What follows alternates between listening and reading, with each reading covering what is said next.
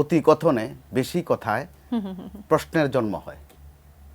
বদিউল আলম মজুমদার সাহেব গত কয়েকদিন নানান ধরনের কথা বলেছেন, পরবর্তীতে আবার দিনের মধ্যে সেটার সংশোধনে দিয়েছেন।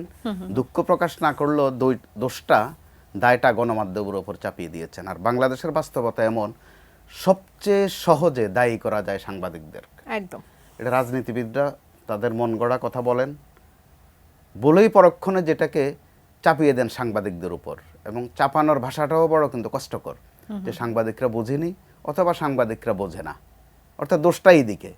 তারা কিন্তু বলে ফেলার মতো বলে ফেললেন। এর আগে আমার যদি ভুল না হয়ে থাকে, বদিউল আলম মজুমদার বলেছিলেন, রংপুরে একটা মন্তব্য করেছিলেন যে আওয়ামী লীগের নির্বাচন বিষয়ে আসতে পারবে কি পারবে না। এটা কিন্তু বাড়তি কথা, এটা ওনার আওতার মধ্যে না। বরং আজকে প্রধান নির্বাচন কমিশনার কিন্তু সেটা পরিষ্কার করে বলেছেন, একদম পরিষ্কার করে বলেছেন যে সরকার অথবা বর্তমান যে রাষ্ট্রপক্ষ আছে তারা যদি আওয়ামী লীগকে নিষিদ্ধ না করে অথবা তারা যদি নিষিদ্ধ করে, তখন নির্বাচনেও তারা নিষিদ্ধ হবে। পরিষ্কার কথা। কিন্তু পরিস্থিতি যেদিকে যাচ্ছে, হয়তোবা আগামীকাল পর্যন্ত ওনার এই পরিষ্কার কথার মধ্যে ত্রুটি আমরা খুঁজে বের করে ফেলব, বা পরিবর্তন আমরা হয়তোবা দেখতে পাবো, অথবা পরিবর্তন দেখতে পারবো। এটা এক ধরনের একটা নিষ্ঠুর বাস্তবতা।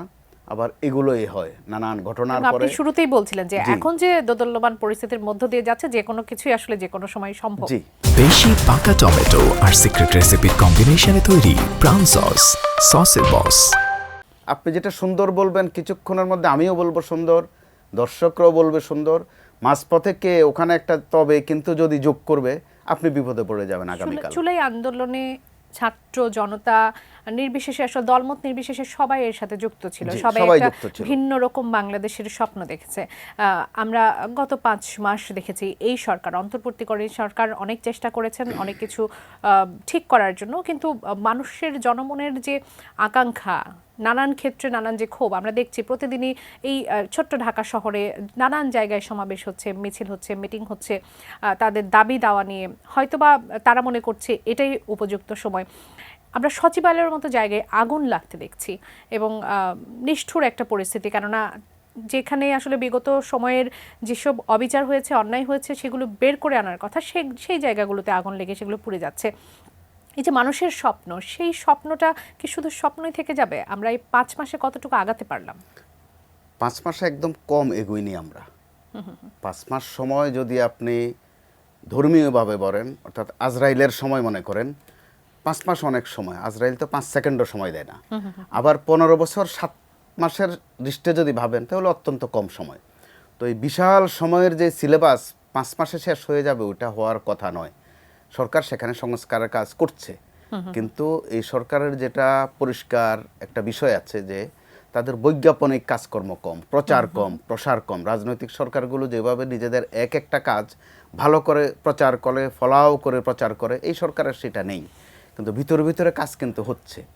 কিন্তু আমরা খেয়াল করছি, যখন সরকার এক পা এগোয়, কোনো একটা ডিস্টার্ব করে 2 পা পিছিয়ে নেওয়া হয়। সচিবালয়ের আগুনটা দেখেন, আমরা বাতকে বাত একটা কথা বলি যে লোকালয়ে যদি আগুন লাগে, ওই আগুন দেবালয়েও চলে যায়। তো বাস্তবে দেবালয় পর্যন্ত না গেলেও সচিবালয় পর্যন্ত কিন্তু গিয়েছে। সেটা প্রশাসনের একটা কেন্দ্র, সরকারেরও বিভিন্ন কাজকর্মের একটা হেডকোয়ার্টার যেটাকে বলে। তো ওখানে দিনের বেলায়ও স্বাভাবিকভাবে সাংবাদিক বা যে কারো ঢুকতে কিন্তু অনেক কষ্ট হয়, অনেকগুলো গেট পার হতে হয়, সিসি ক্যামেরায় ভরপুর, পর্যাপ্ত পর্যবেক্ষণ সেখানে আছে। তো সেখানে একটা আগুন লেগে গেল। আগুন আবার এত সুন্দর মতো, যেটারে বলে জায়গা মতো, 2 জায়গায় লাগলো। যেখানে লাগানো দরকার ছিল হয়তো বা ওখানেই লেগেছে। আবার আগুনের ক্ষেত্রে বলা হয় আগুন নিজে কখনো লাগে না, আগুনকে লাগানো হয়। তো এই 2টা জায়গায় আগুন লাগানো নিয়ে কিন্তু এর মধ্যে 2 রকম কথা আসছে। একটা হচ্ছে যে বিগত সরকারের, স্থানীয় সরকার, স্বাভাবিকভাবে এটা কিন্তু সবার চিন্তার মধ্যেই এসেছে যে 2টো ঘটনাই হতে পারে। 2টো ঘটনাই হতে পারে, যে বিগত সরকারের অনেক অপকর্মের নথিপত্র সেখানে আছে, এই কারণে সেগুলো নষ্ট করা হলো। আমি যেটা একটু আগে বললাম যে কথার পিঠে আবার কথা চলে আসে, যে নাকি গত 5 মাসের যারা আছেন দায়িত্বে, খুব গুরুত্বপূর্ণ 2 জন, আমাদের নাহিদ এবং আসিফ 2 জন, যে তাদের ওখানে আগুন লাগানো নাকি তাদের কোনো কিছু লুকানোর বিষয় আছে। সময় ক্ষেপণ হলেই প্রশ্ন আসে, প্রশ্ন তখন জাগ্রত হয় অনেক বেশি করে, থেকে যায় একেবারে নিষ্পত্তিহীন।